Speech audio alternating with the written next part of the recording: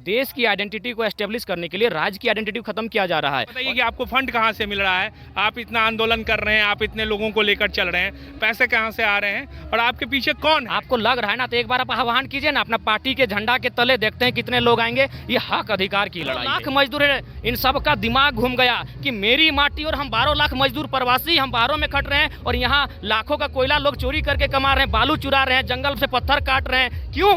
तो या जयराम किसी पॉलिटिकल पार्टी में जाएंगे या फिर एक नई धारा झारखंड के भीतर तैयार करी रहती है हमेशा। मैं देख भी रहा था, मैं दिखाना भी चाहूँगा। यहाँ देखिए जो टोली है, ऐसे दिखा सकते हैं ना, टोली है, आप मास्क लगाए रखिए, जो ब्लैक टी शर्ट है और पूरा एक जो है प्रॉपर तरीके से। सबसे पहले हम ये आपसे समझना चाहेंगे कि आप लोग जिस लड़ाई को लेकर चले हैं, इस लड़ाई की ज़रूरत क्यों पड़ी? आपको क्यों लगा कि इस लड़ाई के लिए आपको आना चाहिए? जहाँ तक मैंने रिसर्च किया, आपकी पढ़ाई अच्छी है, आप लिटरेचर में इंटरेस्ट रखते हैं, आप रामधारी सिंह दिनकर की कविताओं का जो है वर्णन अपने भाषणों में करते हैं, फिर इसकी ज़रूरत क्यों पड़ी? सर, आज इसकी ज़रूरत इसलिए पड़ी क्योंकि यह भी है कि एक बड़ी सभ्यता छोटी सभ्यता को हमेशा निगलने का काम करती है, एक बड़ी भाषा छोटी भाषाओं को निगलने का काम करती है। सर आप देखिए, आप इंडियन है, ये अच्छी बात है, लेकिन आप झारखंडी भी हैं, ये भी एक बात है। आप भारत की आइडेंटिटी के नाम पे झारखंड की आइडेंटिटी को खत्म नहीं कर सकते हैं। आप भगवान राम की आइडेंटिटी के सामने भगवान बिरसा की आइडेंटिटी को खत्म नहीं कर सकते हैं। भगवान राम भी अपनी जगह है और भगवान बिरसा भी अपनी जगह है, दोनों की अपनी अपनी आइडेंटिटी है। आप एक की आइडेंटिटी के कारण आप दूसरी आइडेंटिटी को खत्म नहीं कर सकते हैं। तो आज क्या हो रहा है, देश की आइडेंटिटी को एस्टेब्लिश करने के लिए राज्य की आइडेंटिटी खत्म किया जा रहा है और इसी कारण आज झारखंड लगातार उपनिवेश का गुलाम बन रहा है। सर, सभी राज्यों की अपनी अपनी पहचान है। मुझे लगातार संपर्क हो रहा है असम से, मणिपुर से, तमिलनाडु से, तेलंगाना से, और लगातार लोग हमारा समर्थन कर रहे हैं क्योंकि उनका भी मानना है कि एक राज्य अपनी सीमाओं में सुरक्षित तभी रहेगा जब उसकी पहचान, उसकी भाषा, उसकी परंपराएं सुरक्षित रहेंगी। यदि कोई विकसित राज्य उस पर आक्रमण करता है तो केवल वो आक्रमण ही नहीं होगा, कहीं ना कहीं उसका पतन होगा। और इस पर मैं हमारे देश के chief justice of India doctor M Hidayatullah, उन्होंने भी एक बयान अपना दिया था, अपना तर्क दिया था कि अगर राज्य विकसित राज्यों का अतिक्रमण रोकने के लिए अनुच्छेद 16(3), अनुच्छेद 309 का हवाला लेते हुए अपने राज्य के लोगों को समृद्ध करने के लिए अपने राज्यों के पक्ष में अगर कानून बनाता है तो वो संवैधानिक है, वो उनके हक अधिकार की बात करता है। यही नहीं, हमारी जो अनुसूची 7 है जिसमें हमारे समवर्ती सूची, केंद्र सूची और राज्य सूची है, तो राज्य सूची में एक 40 नंबर का जो कानून है उसमें भी यही विवरण है कि राज्य के लोगों का पहचान किया जाए ताकि उसको विकास करना है, नहीं तो फिर विकसित जो राज्य हैं वो अतिक्रमण करके आ जाएंगे। ठीक है जयराम, आप मैदान में तो उतर गए हैं, लेकिन आपको भी पता है कि आपके सामने कौन लोग हैं। लड़ पाइएगा? आपको लगता है कि इनसे आप टिक पाइएगा इन लोगों के सामने? ये सवाल इसलिए आपसे पूछ रहे हैं क्योंकि बिहार चुनाव के दौरान मैंने कन्हैया से भी यही सवाल पूछा था उसके इंटरव्यू के दौरान, और आपसे भी यही, आप कैसे टिकिएगा? आपके सामने तो आप देख ही रहे हैं कौन लोग हैं।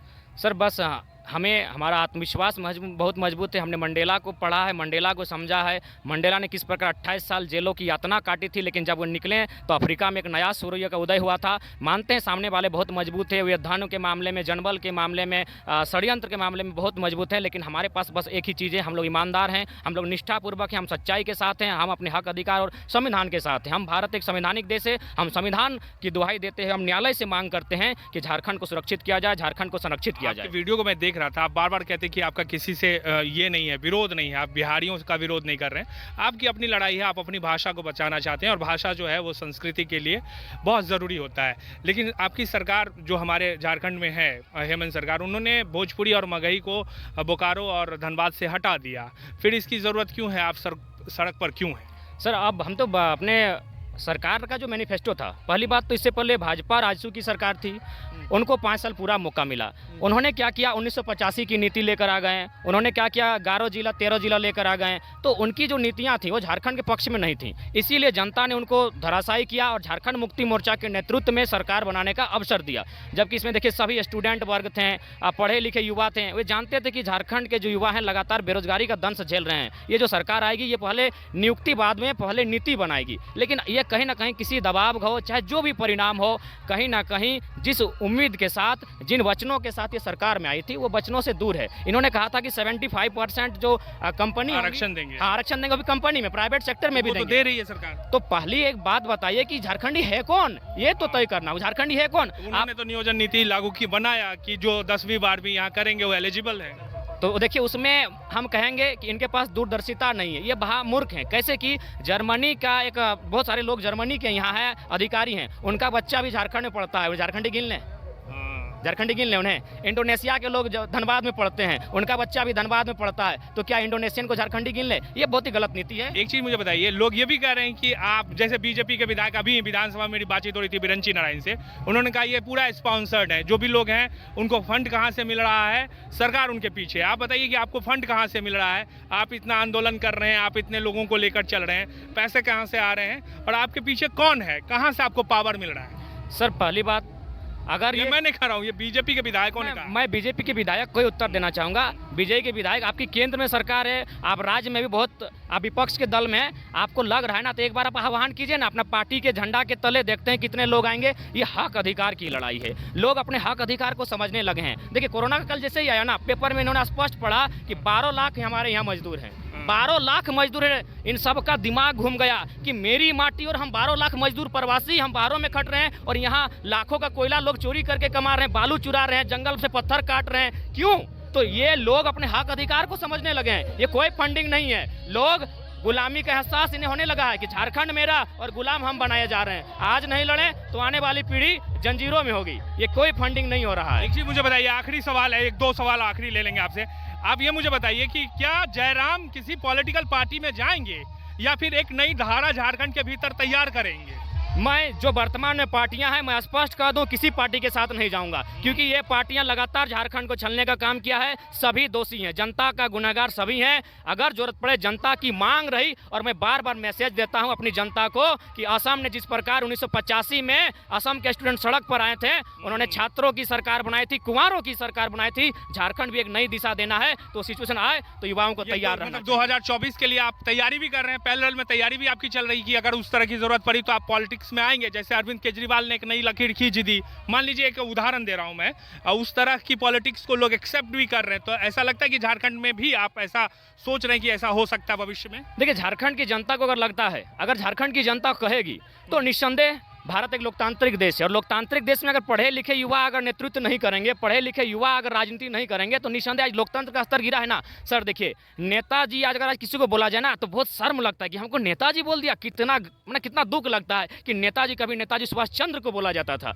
तो आज इन 70 सालों में नेता शब्द को लोगों ने नीचे गिरा दिया। क्यों? क्योंकि आज क्रिमिनल लोग नेता बन रहे हैं, चोर लोग नेता बन रहे हैं, बलात्कारी लोग नेता बन रहे हैं, पढ़े लिखे स्टूडेंट भाग ही नहीं ले रहे हैं। तो राजनीति अगर करनी पड़े, जनता की मांग रहे, तो वो कोई गुनाह नहीं है। आपके साथ युवाओं की एक टोली रहती है हमेशा, मैं देख भी रहा था, मैं दिखाना भी चाहूंगा। यहाँ देखिए, जो टोली है, ऐसे दिखा सकते हैं ना, टोली है, आप मास्क लगाए रखिए, जो ब्लैक टी शर्ट है, और पूरा एक जो है प्रॉपर तरीके से, प्रोफेशनल तरीके से आप लोग जो है इसको हैंडल कर रहे हैं। बहुत अच्छी बात है और ऐसा होना भी चाहिए। और मुझे लगता है कि आप जैसे युवाओं को सामने आना भी चाहिए, और पॉलिटिक्स में तो फिलहाल आना ही चाहिए। आखिरी में आप क्या कहना चाहेंगे जो लोग जयराम को नहीं जानते हैं, कि जयराम कितना पढ़ता है, जयराम का जो महत्वाकांक्षा है वो किस लेवल पे है?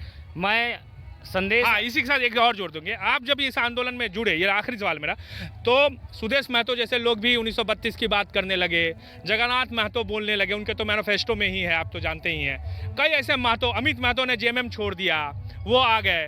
तो ये महतो पॉलिटिक्स, कुर्मी पॉलिटिक्स जो है झारखंड में, वो अचानक से उभार पे आ गया है। आप क्या कहेंगे? सर पहला बात तो हम स्पष्ट कहना चाहेंगे, जो छोटा नागपुर का क्षेत्र है ना, इसमें लगभग हमको लगता है 70% कुर्मी लोग हैं। एग्जैक्टली, वही सवाल था। और दूसरी बात, ये जो कौम है ना, ये लड़ाकू कौम है, हमेशा लड़ा है। आप जयपाल सिंह मुंडा के बाद का इतिहास ले लीजिए, उससे पहले आदिवासियों की भूमिका 90% होती थी, लेकिन जैसे जयपाल सिंह मुंडा का देहांत होता है, उसके बाद अगर हम झारखंड की, मैं आपको अपने कुर्मी की बात कही, कुर्मी राजनीति की, तो मैं कहूँगा कि कुर्मी से भोला भाला कोई नहीं होता है। मैं 2 लोकसभा का उदाहरण दूंगा, एक धनबाद लोकसभा, एक गिरिडीह लोकसभा। धनबाद लोकसभा में लगभग कुर्मी वोटर 6 लाख हैं, लेकिन आज तक 70 सालों में एक भी कुर्मी का बेटा जीत नहीं पाया। अगर वहाँ कोई दूसरी कौम होती ना सर, तो 70 सालों में उन्हीं के सांसद होते हैं। और एक है हमारी गिरिडीह लोकसभा, वहाँ कुर्मी की आबादी लगभग 7 लाख है, टोटल 17 लाख वोटर से उसमें 7 लाख, 7.5 लाख कुर्मी वोटर हैं। लेकिन आपको बताना चाहूँगा, यदा कदा ही कुर्मी के सांसद वहाँ बन पाते हैं। तो यदि कुर्मी कौम अगर जातिवादी होती, तो आज 70 साल से